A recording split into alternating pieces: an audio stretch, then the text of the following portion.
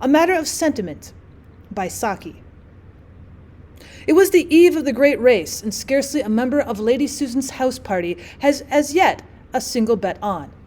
It was one of those unsatisfactory years when one horse held a commanding market position, not by reason of any general belief in its crushing superiority, but because it was extremely difficult to pitch on any other candidate to whom to pin one's faith. Peradventure, too, was the favorite, not in the sense of being a popular fancy, but by virtue of a lack of confidence in any one of his other undistinguished rivals. The brains of Clubland were much exercised in seeking out possible merit where none was very obvious to the naked intelligence, and the house party at Lady Susan's was possessed by the same uncertainty and irresolution that infected wider circles. "It is just the time for bringing off a good coup," said Bertie Van Tahn. "Well, undoubtedly. But with what?" demanded Clovis for the 20th time. The women of the party were just as keenly interested in the matter, and just as helplessly perplexed. Even the mother of Clovis, who usually got good racing information from her dressmaker, confessed herself fancy-free on this occasion. Colonel Drake, who is professor of military history at a minor cramming establishment, was the only person who had a definite selection for the event. But as his choice varied every 3 hours, he was worse than useless as an inspired guide. The crowning difficulty of the problem was that it could only be fitfully and furtively discussed. Lady Susan disapproved of racing. She disapproved of many things. Some people went as far to say that she disapproved of most things. Disapproval was to hear what neuralgia and fancy needlework are to many other women. She disapproved of early morning tea and auction bridge, of skiing and the two-step, of the Russian ballet and the Chelsea Arts Club ball, of the French policy in Morocco and the British policy everywhere. It was not that she was particularly strict or narrow in her views of life, but she'd been the eldest sister of a large family of self-indulgent children, and her particular form of indulgence had consisted in openly disapproving of the foibles of the others. Unfortunately, the hobby had grown up with her. As she was rich, influential, and very, very kind, most people were content to count their early tea as well as lost on her behalf. Still, the necessity for hurriedly dropping the discussion of an enthralling topic and suppressing all mention of it during her presence on the scene was an affliction at the moment like the present, when time was slipping away and indecision was the prevailing note. After a lunchtime of rather strangled and uneasy conversation, Clovis managed to get most of the party together at the further end of the kitchen gardens, on the pretext of admiring the Himalayan pheasants. He had made an important discovery. Motkin, the butler, who, as Clovis expressed it, had grown prematurely gray in Lady Susan's service, added to his other excellent qualities an intelligent interest in matters connected with the turf. On the subject of the forthcoming race he was not illuminating, except in so far that he shared the prevailing unwillingness to see a winner in Peradventure too. But where he outshone all the members of the house party was in the fact that he had a second cousin who was head stable lad at a neighboring racing establishment, and usually gifted with much inside information as to private form and possibilities. Only the fact of her ladyship having taken it into her head to invite a house party for the last week of May had prevented Mr. Motkin from paying a visit of consultation to his relative with respect to the big race. There was still time to cycle over if he could get leave of absence for the afternoon on some specious excuse. "Well, let's jolly well hope he does," said Bertie Van Tahn. "Under the circumstances, a second cousin is almost as useful as a second sight."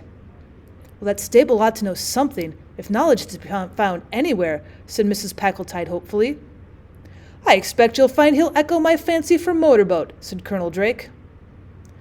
At this moment the subject had to be hastily dropped. Lady Susan bore down upon them, leaning on the arm of Clovis's mother, to whom she was confiding the fact that she disapproved of the craze of Pekingese spaniels.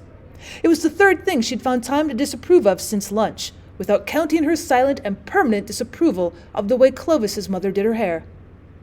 "We've been admiring the Himalayan pheasants," said Mrs. Packletide suavely. "They went off to a bird show at Nottingham early this morning," said Lady Susan, with the air of one who disapproves of hasty and ill-considered lying. "Well, their house, I mean. Such perfect roosting arrangements, and all so clean," resumed Mrs. Packletide, with an increased glow of enthusiasm. The odious Bertie Van Tahn was murmuring audible prayers for Mrs. Packletide's ultimate estrangement from the paths of falsehood.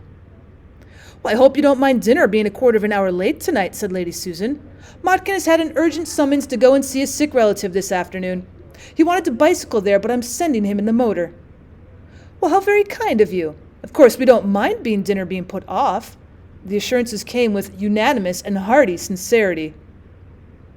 At the dinner table that night, an undercurrent of furtive curiosity directed itself towards Motkin's impassive countenance. One or two of the guests almost expected to find a slip of paper concealed in their napkins, bearing the name of the second cousin's selection. They had not long to wait. As the butler went round with the murmured question, "Sherry?"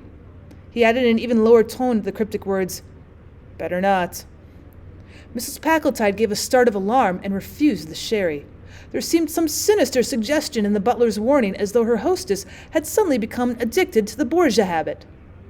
A moment later, the explanation flashed on her that "Better Not" was the name of one of the runners in the big race. Clovis was already penciling it on his cuff, and Colonel Drake, in his turn, was signaling to everyone in hoarse whispers and dumb show the fact that he'd all along fancied B.N. Early the next morning, a sheaf of telegrams went townward, representing the market commands of the house party and servants' hall.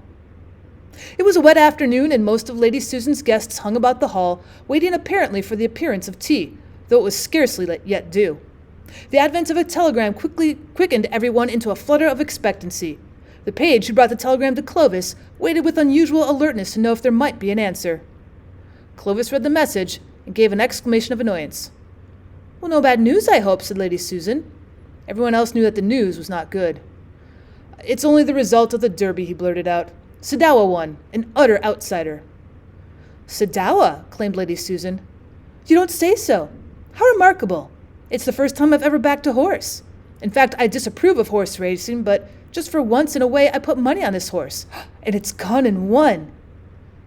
"May I asked Mrs. Packletide in the general silence, "why you put your money on this particular horse? None of the sporting prophets mentioned it as having an outside chance." "Well," said Lady Susan, "you may laugh at me, but that was the name that attracted me. You see, I was always mixed up with the Franco-German War. I was married on the day that the war was declared, and my eldest child was born on the day that peace was signed. So anything connected with the war has always interested me. And when I saw there was a horse running in the Derby called after one of the battles in the Franco-German War, I said I must put some money on it, for once in a way, though I disapprove of racing. And it's actually won." There was a general groan. No one groaned more deeply than the professor of military history.